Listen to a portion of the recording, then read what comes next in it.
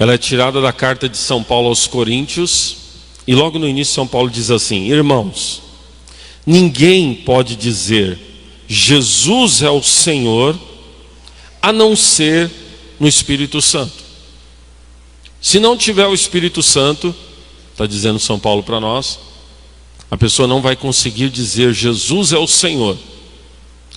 Numa interpretação simplista dessa palavra, nós podemos dizer assim: mas como assim? Então trava a boca da pessoa, trava a língua da pessoa, e a pessoa não consegue dizer Jesus é o Senhor se não tiver o Espírito Santo? Não é nesse sentido. O que São Paulo está querendo dizer é algo muito maior do que isso. O que ele está querendo dizer para nós é, não só dizer com a boca para fora Jesus é o Senhor, falar isso, mas conseguir aquilo que se fala pela boca transformar em atos, ações concretas, atitudes de vida, atitudes e ações de vida. Aí sim, sem o Espírito Santo não dá para dizer com a vida que Jesus é o Senhor.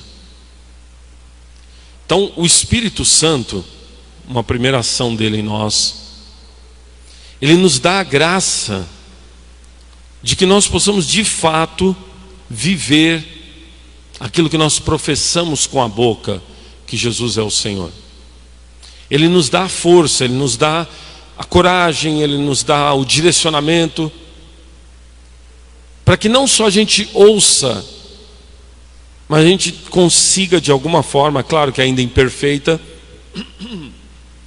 não uma forma perfeita, né? Mas a gente consiga ir colocando aquilo na nossa vida, aquilo que se fala do senhorio de Jesus, ou seja, Jesus passa a ser realmente o Senhor da minha vida, à medida que ele vai, tudo que Jesus ensinou, tudo que Jesus falou, Jesus vai se tornando para mim e torna-se na minha vida um modelo maior, o sentido que eu devo seguir. Isso só é possível, esse senhorio de Jesus na minha vida, só é possível se o Espírito Santo estiver atuando na minha vida.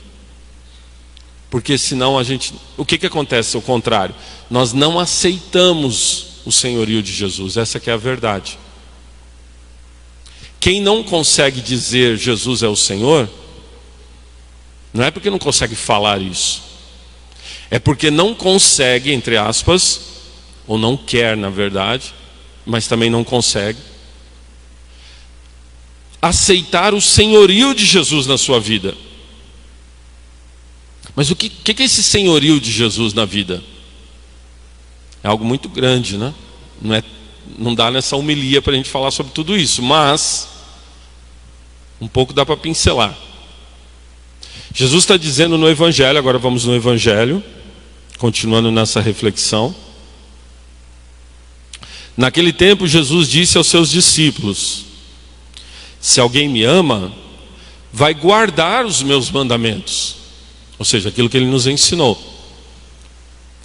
E eu rogarei ao Pai, e ele vai dar o defensor, o Paráclito.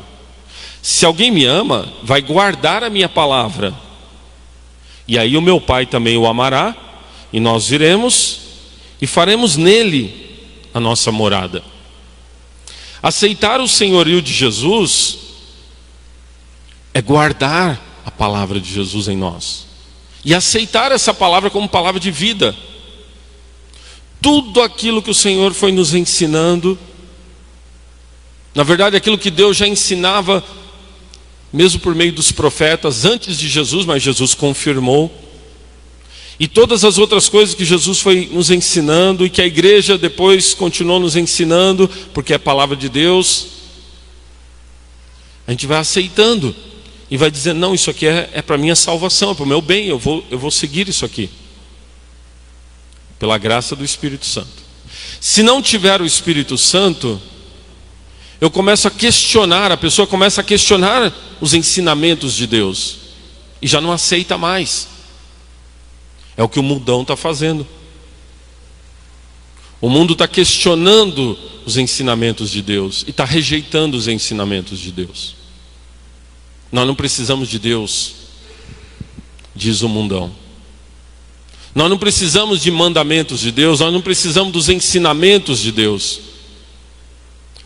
Nós por nós mesmos, o ser humano por si mesmo, com as suas políticas, negociatas, agendas, os poderosos deste mundo fazendo todas as suas reuniões poderosas.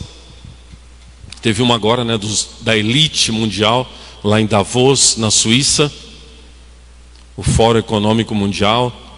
Aí os poderosos se reúnem e falam: não, a humanidade vai seguir por aqui. Eles estão dizendo que em 2030, está perto, hein? Você não vai ter nada, mas vai ser feliz. É o que já estão dizendo claramente, não é teoria da conspiração não. Estão dizendo que a humanidade não vai ter nada. Em que sentido? Não vai ter nada no seu nome. Propriedades, dinheiro. Agora tudo cada vez mais é cartão de crédito, criptomoeda, etc, né? Mais cedo ou mais tarde é muito fácil que o governo diga: não, não é nada teu mais, mas você vai ser feliz. Não é teoria da conspiração, foi o que falaram essa semana. Mas enfim, esses poderosos dizem assim: não, a humanidade deve ir por aqui. O melhor é por aqui. Qual que é esse caminho por aqui? É o caminho do socialismo, é o caminho do Estado poderoso que manda em tudo na vida de todo mundo, decide tudo pela vida dos outros. É o caminho de dizer para os pais: não são vocês que sabem o que é melhor para os seus filhos, somos nós que sabemos o que é melhor para os seus filhos. Nós, o Estado, nós, os poderosos. Aí com as nossas políticas públicas, nós vamos definir o que é melhor para os seus filhos. Não se preocupe, pode deixar que o teu filho nós cuidamos.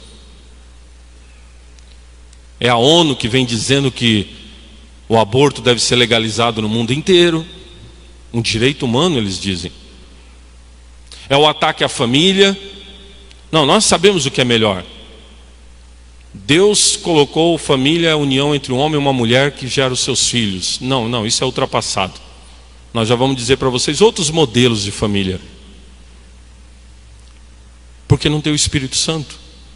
Como não tem o Espírito Santo, não aceitam o senhorio de Jesus. E dizem assim: não, isso daqui é tudo ultrapassado. Quem foi Jesus? O que nós estamos aí com Jesus? É a falta do Espírito Santo, meus irmãos. Quem tem o Espírito Santo, está dizendo São Paulo na segunda leitura então, aceita o senhorio de Jesus e fala: não, aquilo que Jesus ensinou, é por aqui que eu vou. Isso é o correto, isso é o certo. É por aqui que eu sigo. E junto a isso, quero destacar também uma outra função, vamos dizer assim, né, do Espírito Santo. Também Jesus falando no Evangelho de hoje.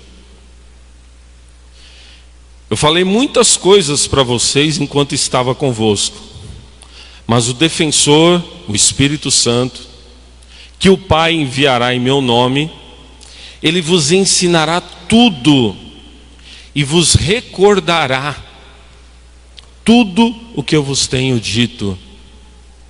A outra ação do Espírito Santo, ligada a essa do senhorio de Jesus que eu falava, é trabalhar na nossa mente, é nos iluminar, é nos ajudar a entender o que Deus quer de nós, o que Jesus nos ensinou, é ir abrindo a mente humana. Porque o espírito do mundo, gente, e quando eu falo do espírito do mundo aqui, também tem o espírito maligno, Satanás. Ele trabalha para perverter a nossa mente. As tentações, as ideologias diversas, elas estão ali todo momento batendo na nossa mente para perverter a nossa mente. E se a pessoa se ela se descuida, ela nem percebe, mas a mente dela está sendo manipulada a todo momento. Os meios de comunicação, grande parte deles, se prestam a isso, a manipular a nossa mente, a manipular de tal forma que nós comecemos a aceitar o que não é de Deus como se aquilo fosse algo bom. É um trabalho de manipulação mental que nós estamos a todo momento sendo bombardeados na nossa sociedade. Se uma pessoa fica o tempo inteiro se entregando aos diversos meios de comunicação, né? A gente sempre dá o exemplo, Rede Globo, por exemplo, mas não é só Rede Globo não, tem tantos outros, né? Se a pessoa fica ali, ela vai sendo bombardeada com tudo aquilo das novelas, Fátima Bernardes, Jornal Nacional e por aí vai, e ela vai engolindo aquilo, e quando pensa que não, a mente dela está manipulada. Mas como eu disse, não é só a Rede Globo não, tem muitos outros. E o inimigo, ele trabalha para perverter a nossa mente. Mas Jesus está dizendo que o defensor, o Espírito Santo, ele vem na nossa mente para nos recordar as coisas, para iluminar a nossa mente. Por isso a importância de rezarmos, meus irmãos. A gente precisa rezar sempre, porque a oração, a verdadeira oração, quando a gente faz, o Espírito Santo está agindo na oração. O Espírito Santo está ali, trabalhando em nós. A leitura da Bíblia, você pega um trechinho da Bíblia e lê, olha o evangelho de hoje, que curtinho que é. Você lê um evangelho desse, mesmo que você não entenda tudo, não precisa, até porque nunca vai entender tudo, nenhum de nós vai entender tudo. Mas um pouquinho ali vai sempre ficando. Um pouquinho do que foi lido, lido em espírito de oração, vai sempre ficando. E aquilo vai tocando e vai transformando, e a nossa mente vai sendo iluminada. É a ação do Espírito Santo.